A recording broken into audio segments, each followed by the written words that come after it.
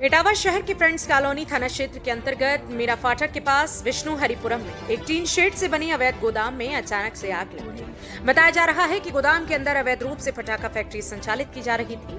आग लगते ही अंदर मौजूद लोग मौके से फरार हो गए और कुछ ही देर में आग ने विकराल रूप ले लिया।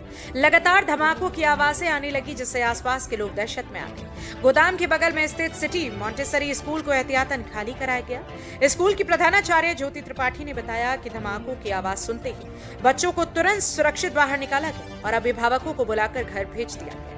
सूचना पर फायर ब्रिगेड की टीम मौके पर पहुंची। फायर ऑफिसर ओमकार सिंह ने बताया कि आग काबू में कर ली गई। प्रथम दृष्टया प्रतीत हो रहा है कि अंदर ज्वलनशील पदार्थ तैयार किया जा रहा था। संभवतः पटाखे या बारूद जैसी सामग्री बनाई जा रही थी। फिलहाल गोदाम का मालिक मौके पर नहीं मिला और आग लगने के कारणों की जाँच की जा रही है। मैं विद्यालय की प्रिंसिपल ज्योति त्रिपाठी। यहाँ हमें ये चीज़ की जानकारी नहीं है कि यहाँ क्या बन रहा था। वैसे विस्फोटक पदार्थ ही हो सकता है, क्योंकि यहाँ हमारे पास में डेली हम देखते थे कि कुछ छंदा है, कुछ सुखाया जा रहा है, लेकिन हम ज़्यादा इंटरेस्ट नहीं ले रहे थे इस चीज़ में। पता चला कि आज सभी विद्यालय प्रेयर होने के तुरंत ही बाद इतना तेज आवाज़ हुई। ये मतलब हमारे विद्यालय के लिए बहुत ही गलत था कि अगर बच्चे कुछ हो जाता है या हमारा लेंटर गिर जाता है या बच्चे को दिक्कत होती, तो ये चीज़ हमें समझ में नहीं आई।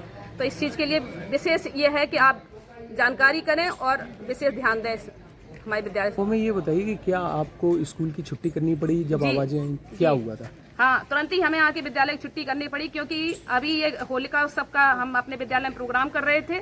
लेकिन जैसे ही हमने देखा कि यहाँ बार बार बहुत ही आवाजें हो रही थी, इससे बच्चे भयभीत हो गए और रोने भी लगे। तो हमें तुरंत ही इस चीज का लेना पड़ा कि हमें तुरंत ही उस विद्यालय की छुट्टी करनी पड़ी। क्या लगता है कि मोहल्ले में इस तरह की संदिग्ध चीजें बनना और इन सब चीजों के लिए लोग क्या किराए पे दे देते हैं? फिर क्या चीज बन रही थी, कुछ आइडिया? तो ये चीज गलत है भैया, ये गलत तो है कि ऐसा नहीं होना चाहिए। ये विद्यालय आज हमारा बच्चा पढ़ रहा है, आप आसपास के सारे बच्चे हमारे विद्यालय पढ़ने आते हैं, सभी के लिए ये गलत चीज है। आप इस चीज के लिए मोहल्ले में और भी लोगों से पता कर लीजिए। अगर हमें ये आपको लगे कि ये हम गलत है तो आप और भी लोगों से पता कर लीजिए। लेकिन ये चीज बहुत ही गलत है। हमारे यहाँ ये ऊपर पौधे भी लगे थे, वो भी झुलस गए हैं पौधे भी।